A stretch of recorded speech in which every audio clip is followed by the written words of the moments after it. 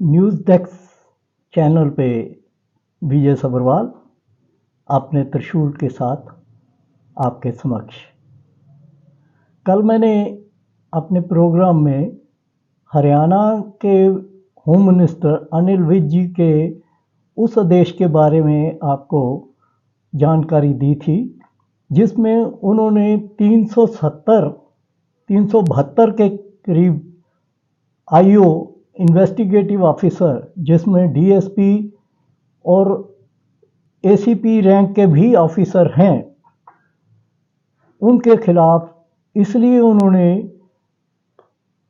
Suspension के order दिए कि उनके पास जो एफआईआर इन्वेस्टिगेशन के लिए पड़ी हुई थी वो 1 साल से ज़्यादा समय से पड़ी हुई हैं। और तब मैंने आपको बताया था कि ये इस प्रकार का इतना बड़ा एक्शन किसी भी स्टेट में किसी होम मिनिस्टर द्वारा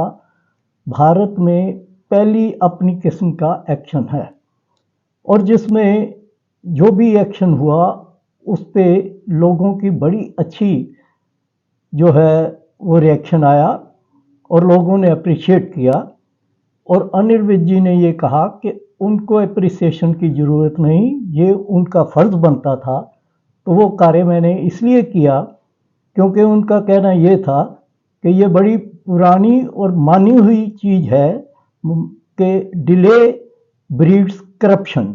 यानी कि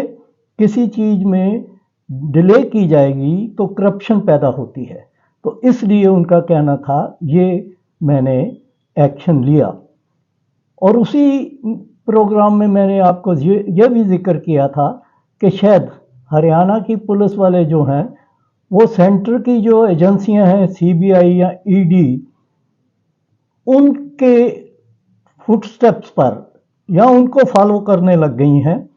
जो कि 10-10, 8-8 साल पुरानियां फाइलें निकाल के तो जो अपोजिशन के लीडर होते हैं या दूसरे लोग होते हैं उनके अगेंस्ट एक्शन लेना शुरू कर देते हैं। जब मैं ये प्रोग्राम दे रहा था तो तकरीबन उसी समय ईडी जो सेंटर की एजेंसी है वो राजस्थान, जहां अगले महीने विधानसभा की इलेक्शन होने जा रही है और वहां इस समय सरकार कांग्रेस की है, वहां पर, और बंगाल में जहां अपोजिशन की पार्टी जो है वो रूल कर रही है ममता की, यहाँ ईडी के छापे पड़े। अब सवाल वही आता है कि इस प्रकार के छापे जब इलेक्शन सिर के ऊपर होती है और बंगाल में जो है वो फेस्टिवल चल रहा है, दुर्गा फेस्टिवल के लिए बंगाल में जो भी संस्थाएं होती हैं, कारोबार काफ़ी समय के लिए, कुछ दिनों के लिए रुक जाता है, सारे फेस्टिव मूड में होते हैं। तो वहाँ पर जब छापे पड़े, वहाँ के एक सीनियर मंत्री के घर, तो उसके बाद वहाँ की मुख्यमंत्री जो हैं ममता जी, उन्होंने प्रेस कॉन्फ्रेंस करके यहाँ तक धमकी दे दी कि अगर उनके इस सीनियर मिनिस्टर को, मिस्टर मलिक, जिनकी तबीयत उसमें उन्होंने बताई कि पिछले कुछ दिनों से बड़ी नाजुक चल रही है, बीमार चल रहे हैं,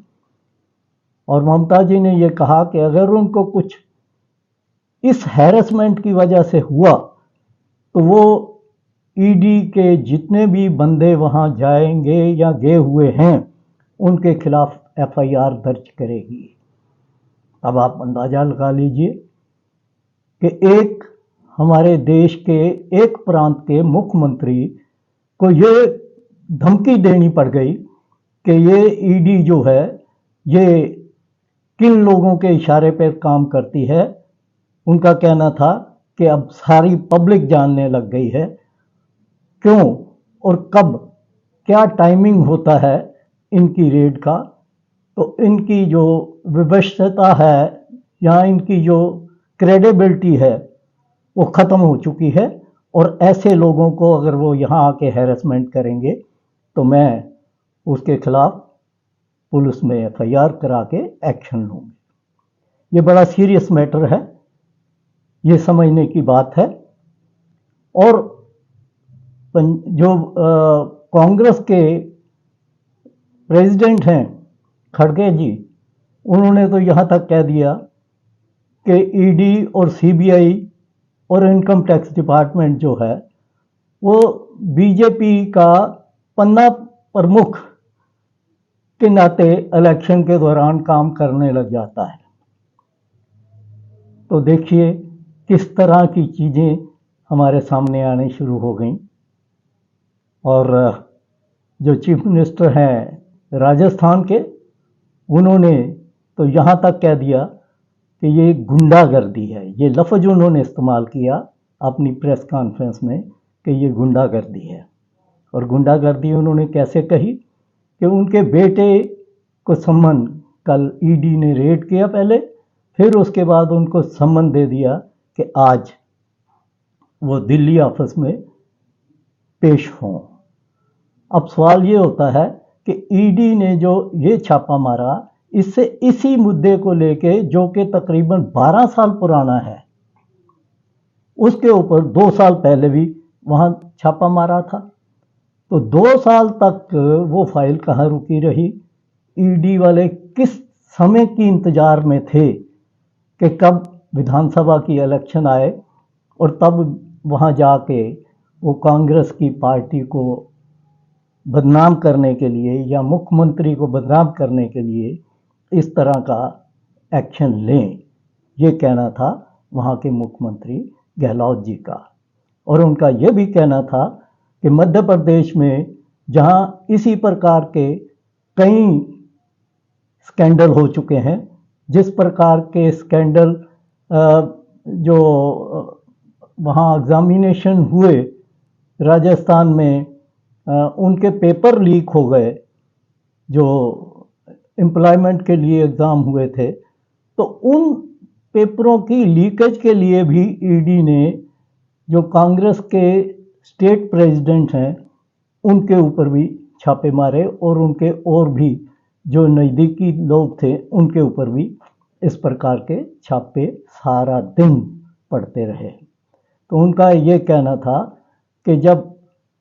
मध्य प्रदेश में जहाँ बीजेपी की सरकार है और वहाँ भी इलेक्शन अगले महीने ड्यू है, ईडी को वहाँ क्यों नहीं जाना होता जहाँ इसी प्रकार के कितने ही स्कैंडल अपोजिशन वाले उठा चुके हैं, लेकिन आज तक उनका कुछ नहीं बिगड़ा। इसके विपरीत जहाँ जहाँ भी कांग्रेस सरकार है, जैसे छत्तीसगढ़ में इलेक्शन अगले महीने है और वहाँ भी हर दूसरे दिन ईडी या सीबीआई के छापे पड़ रहे हैं। अब सवाल ये है कि अब लोग कुछ हद तक तो ये चीज़ समझ चुके हैं, क्योंकि ये एजेंसियां जो हैं ये जब भी वहाँ किसी भी स्टेट में इलेक्शन ड्यू होती है तो वहाँ ये एक्टिव हो जाते हैं। एक समय था कि लोगों का सीबीआई के ऊपर इतना विश्वास था कि कहीं कोई मर्डर छोटा मोटा हो जाता था तो लोग जो थे वो सड़कों के ऊपर आ जाया करते थे कि भाई हमें स्टेट गवर्नमेंट की पुलिस जो है उसके ऊपर विश्वास नहीं है, हमें सीबीआई की इंक्वायरी चाहिए। लेकिन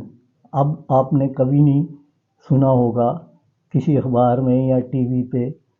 रेयरली कहीं कोई डिमांड इस तरह की उठी हो,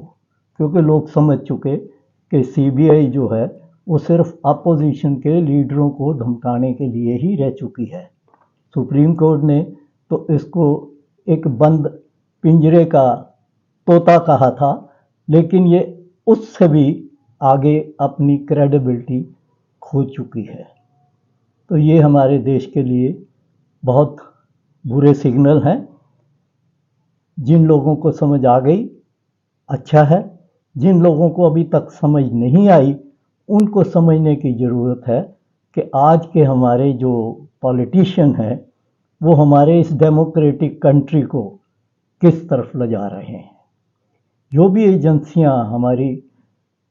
डेमोक्रेसी में या हमारे कॉन्स्टिट्यूशन में हमें दी गई हैं वो एक प्रोटेक्शन करने के लिए दी गई हैं, चाहे ये एजेंसियां हैं, इलेक्शन कमीशन है, सुप्रीम कोर्ट है, हाई कोर्ट है या दूसरी एजेंसियां हैं, अगर वो कमज़ोर होती हैं तो ये मान लीजिए कि डेमोक्रेसी कमज़ोर होती है। और जब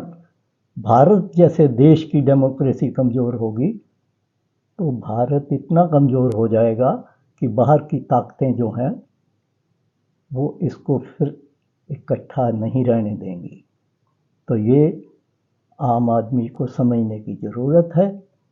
और हमारे नेताओं को भी समझने की ज़रूरत है कि अपने छोटे छोटे इंटरेस्ट के लिए देश की जो एक इमेज बनी हुई है उसको डिस्ट्रॉय ना किया जाए। आज इतना ही। आप सबका धन्यवाद।